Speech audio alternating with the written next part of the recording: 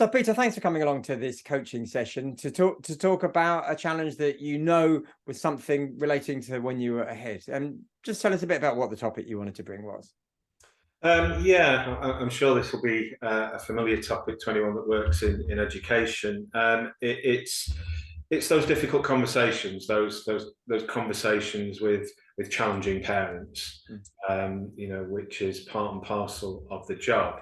But it's an issue that 30 years working in schools was always a challenge for me personally, and it's something that a topic that I wish I'd probably had more coaching on at the time and had that opportunity to explore why it was such a challenge and why it had at times an impact on me that in itself was a challenge and that I found difficult to cope with at times. So it's that kind of difficult, challenging conversation. Okay, thank you for sharing that. And so you're going to go back into this past topic that you had to deal with when you were a serving head, but talking about it today as a former head, where do you want to be on this topic in half an hour's time? I think it will just be helpful to sort of reflect on that issue. I suppose to in some ways clarify whether or not there possibly was more I could have done in terms of dealing with those situations, in terms of managing the impact on myself. I think it would be helpful to reflect on that, but also it might be something that I can take forwards into what I do in the future, because I'm still in a world of education, and there are still challenging conversations, difficult conversations to be had. I think that's inevitable, and in personal life as well. It's something that we all face because we have relationships, and sometimes those relationships are complex. So yeah, sort of a bit of sort of being able to reflect on it in a little bit more detail, because I didn't really reflect on it fully at the time, and also if there are any lessons to be learned that would be helpful to take forward.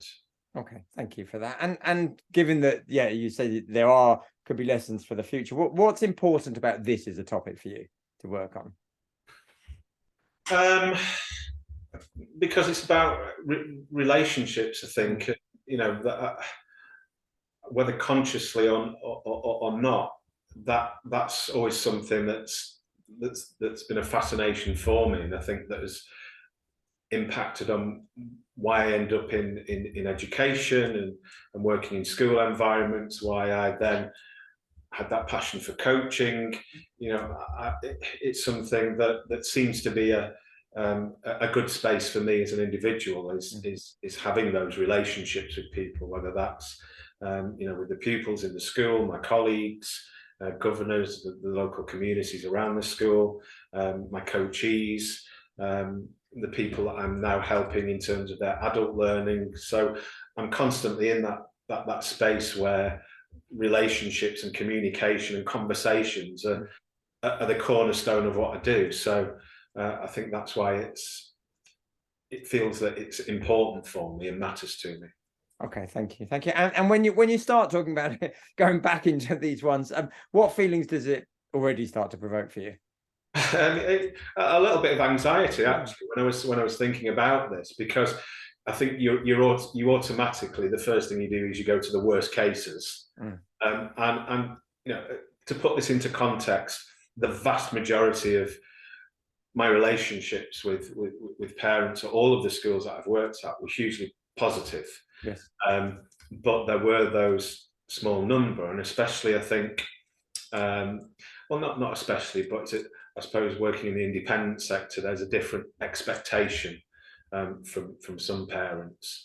So yeah, I mean, I immediately thought about probably the worst example, but then others that I think there's a frustration there that, in spite of what I thought were my best efforts at the time, those parents still went away unhappy, and sometimes with some direct personal slurs towards me.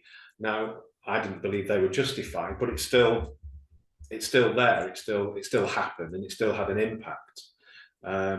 So I think, you know, it does bring back those feelings of anxiety and concern and worry, but also a feeling of frustration that that's how those particular conversations ended. Yes.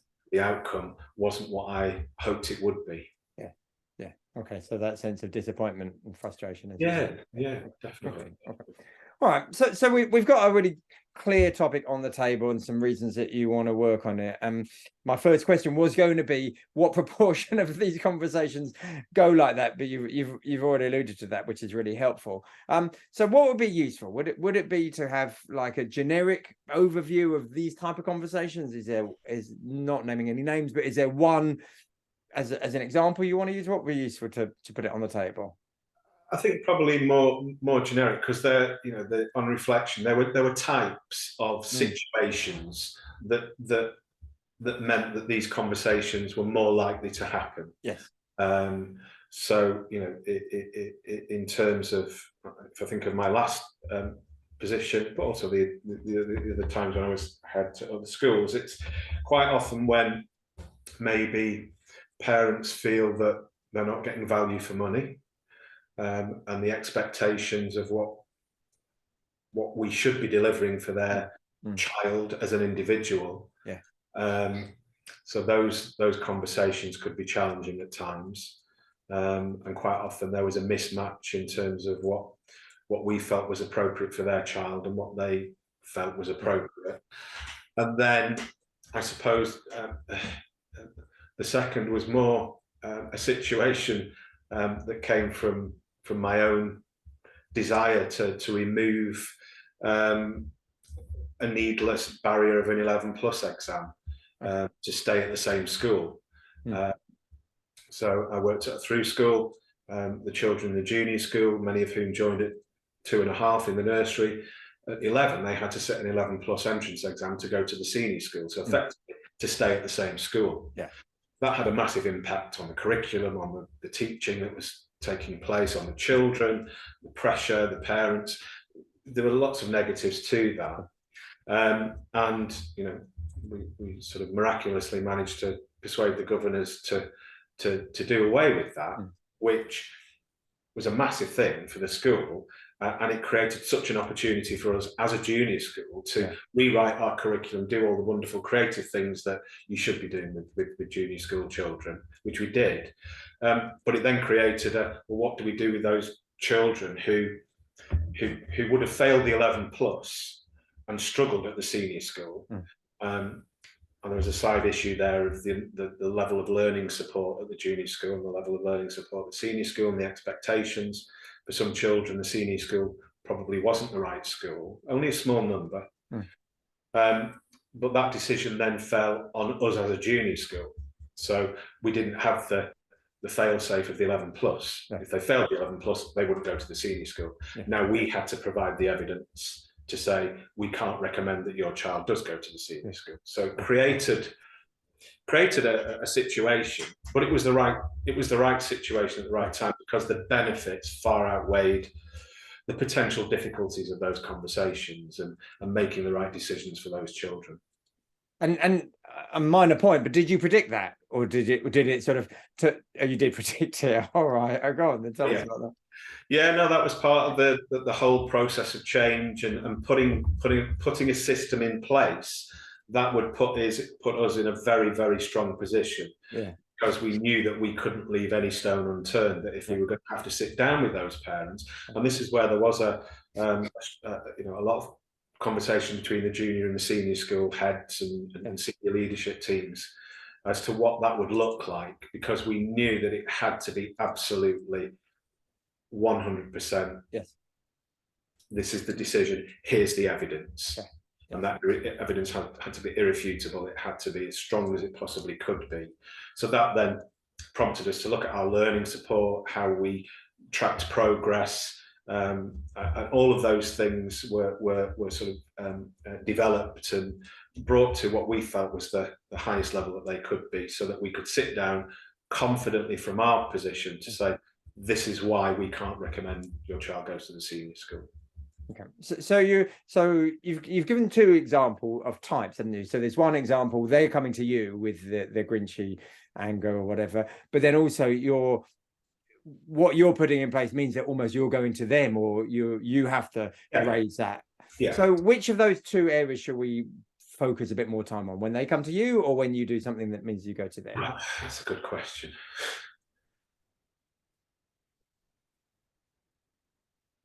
Because in terms of disappointment, from my perspective, both of those were on a par. But I suppose the one that caused most angst and maybe greater reaction from parents would be the latter, the 11 plus. Okay. So I asked it, could you predict it? And you said you did. So you sort of knew it was coming around the corner. When these conversations turned up, when these parents turned up and you had to deal with that, what did you do well? What were you happy with how you conducted these conversations? Okay. Well, firstly, the conversation where we were making that decision would have been the final conversation of a whole series of conversations that more than likely started when the children were in the infants. So we put in place a really strong learning support program so that we could pick up children from the earliest possible point and give them support, and that quite often be in reception. And we would then map that. We had specialist learning support teams. We would train our teaching assistants to support individual pupils. Obviously, the teachers were aware of that and would differentiate accordingly and support children. With that, we would do, as soon as we could, formal assessments. That usually isn't until around year 3, 4, because at that point in the infants, it could be a developmental thing and they could suddenly start to make progress. So we had formal tracking in place. We would sit down with parents at every point and have these discussions. This is what we're seeing. This is the support that we're putting in place. This is how you can support your children at home. So that was very strong. And our head of learning support was amazing. She had these wonderful graphs and charts that she could show to parents that showed very clearly where the specific learning difficulty was, what it meant, what we were doing, what they could do. So that was really strong. We were really pleased with that, and we were. I don't think there's anything more we could have done in tracking those children and supporting with them. And generally, the parents were very supportive all the way along.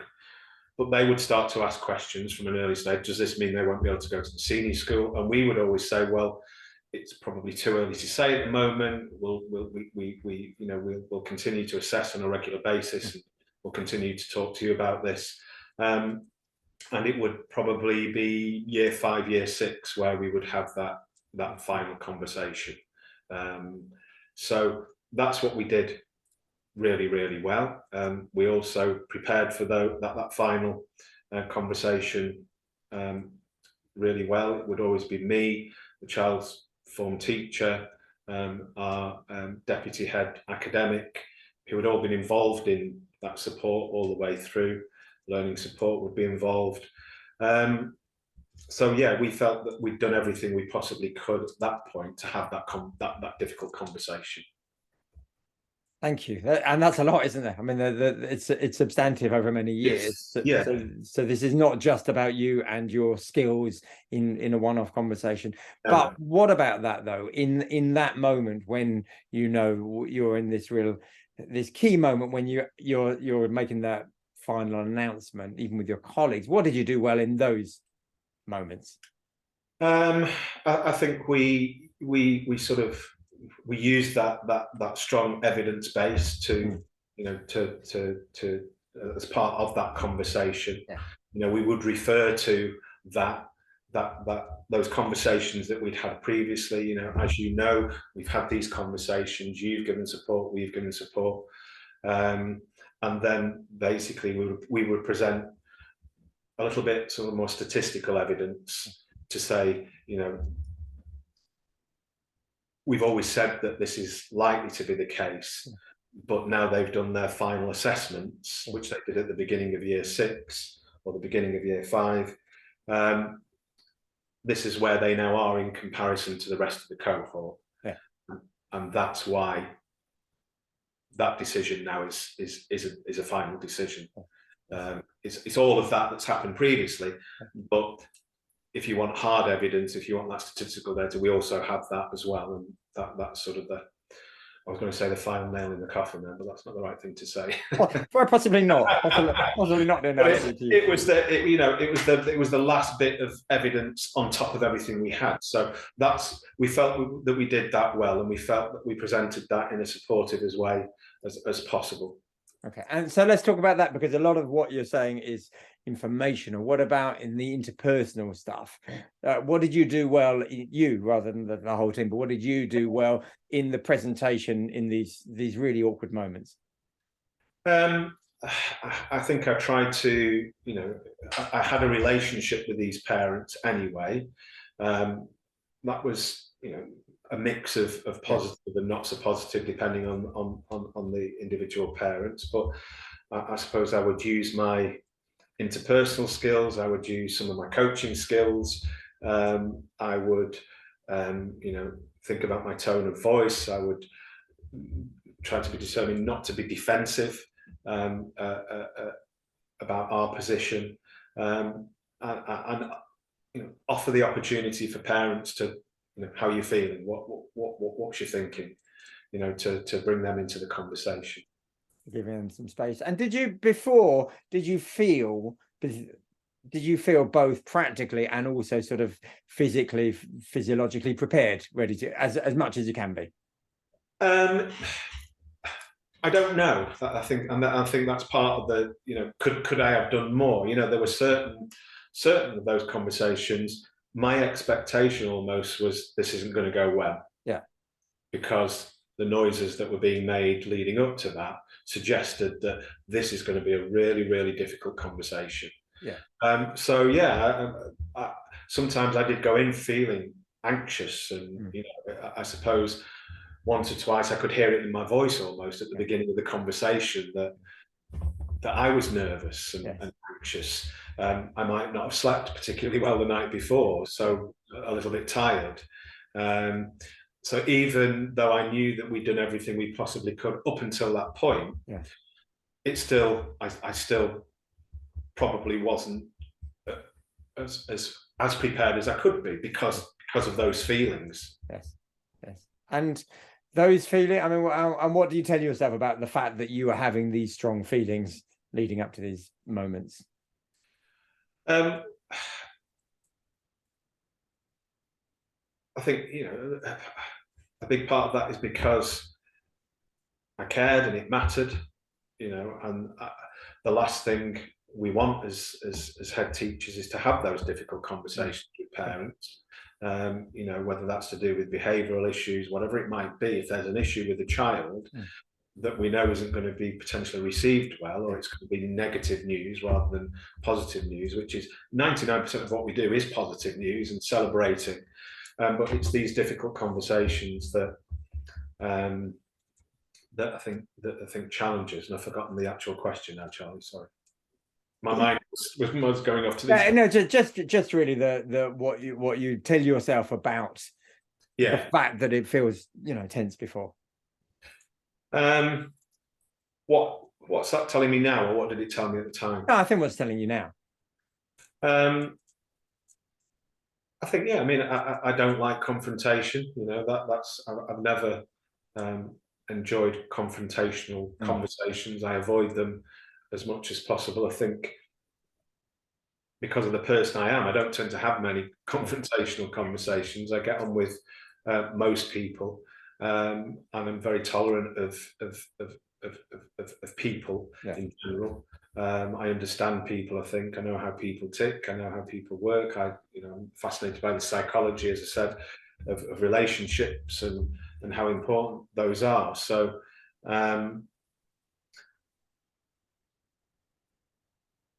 but yeah, I think it's that fear of it going wrong, and that fear of it blowing up, and it becoming abusive, confrontational. I've never had a situation where physical abuse has been part of that, but certainly verbal abuse. You know, and I think because that is a possible outcome, that's it makes you feel anxious. And thinking about it now, it's not pleasant. Yes. It's I don't think the vast majority of people don't enjoy those situations. That's right. And I mean, I'd be really interested to know, like, what feelings you have right now when you're talking about this, because it sounds raw, doesn't it? Yeah, no, because I'm thinking now of probably 2 conversations where it was really unpleasant. Really unpleasant. And it was, in that moment, it was horrible. It was really, really horrible. The things that were being said about me, about my colleagues, about the school, when you know what you have been doing and the support you have been giving, and the fact that up until this point, these parents have been very supportive. But now they've actually been told that in spite of all that, and I understand, I can understand where their anger is coming from. But it's I'm glad I won't have to have those conversations again. Certainly, it's not pleasant. And thank you for sharing that. And with trying to avoid the risk of offering strokes or rescuing, when these occasional ones really did blow up, and we're guessing now, right? Do you think that there's anything you could have done that would have minimized or avoided that? I think there probably is, but I'm not sure what that might have been. The obvious answer is to let their child go to the senior school. I think that was going to be the next progression anyway of that system. Is can we reach now a situation where actually we remove that barrier and children simply stay at the school all the way through? I think that would have been. It certainly wasn't. It wasn't possible to jump to that at the time. Whether it is now, I don't know, because I don't work there anymore. But that was certainly one of the conversations. Is that at some point we'll revisit this. We'll give it 3 or 4 years, see how it goes, and but I suppose I could have had coaching. I think that would have definitely helped. I think it would have it would, without a doubt, that would have helped. And I am frustrated with myself that I didn't use that. Obviously, we had coaching within the school, and I would always discuss these things at length with my colleagues who are all trained in coaching. But I wouldn't say that coaching was a big part of those conversations, because our focus was very much on the situation. But I think coaching would have been a real help. Maybe sort of looking into other ways I could have managed my own anxiety, and I usually am very good at that. I do meditate. I have things that I can focus on. But they were the only times when I couldn't turn that voice off. I just couldn't stop it. It was there. It was in my ears, and I think probably speaking to somebody else, either in a coaching situation or speaking to somebody at least who didn't have a direct input into that situation, would have been helpful. Okay. So I'm wondering, did you acknowledge either to colleagues or to your wife or to yourself actually the level of stress and anxiety you were having before these sessions, or did you just internalize it? Not fully. Okay. There was an element of internalization, if that's the word. I suppose I would have perceived it as. I think the worry was, if I start to say that, I'll worry even more about it. We would have conversations about, how do we think this conversation is going to go? What will we do if we do get a more severe reaction. So we did have those conversations of how we sort of deal with that. But no, I don't suppose I fully disclosed to anyone, even my wife, that how actually worried I was. Okay. So now you're looking at it with a few years of rearview mirror and wisdom. What's letting you come to the conclusion actually that may have been an answer, really, just to explore this and put it on the table a bit more? Yeah, I think it's, that would have helped, undoubtedly. I think I've,